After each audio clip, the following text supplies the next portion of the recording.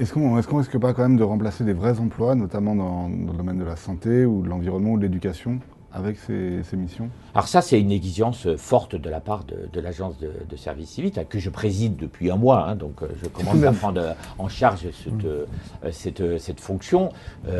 On contrôle 20% des services civiques tous les ans. 20% des organismes qui reçoivent des jeunes de service civique tous les ans. Ça veut dire que tous les 5 ans, on a contrôlé 100% de tout. Donc on contrôle, et l'exigence, effectivement, c'est de faire en sorte que ces missions ne soient pas des emplois déguisés. Alors, après, c'est pas toujours simple. Je reconnais que c'est pas toujours simple. Je prends un exemple. Vous avez une association de bénévoles, parce que c'est dans ces associations qui font un travail d'aide de quartier ou de relations dans un quartier.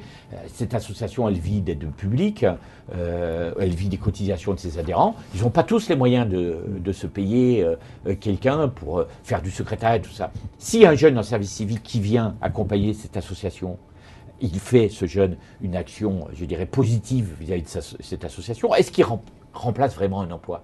Est-ce qu'il remplace vraiment un emploi? L'association n'a pas les moyens de le payer. Il y en a des milliers d'associations de ce type. Ouais. Par contre, le jeune va aider à l'association de rendre un meilleur service d'accompagnement de proximité.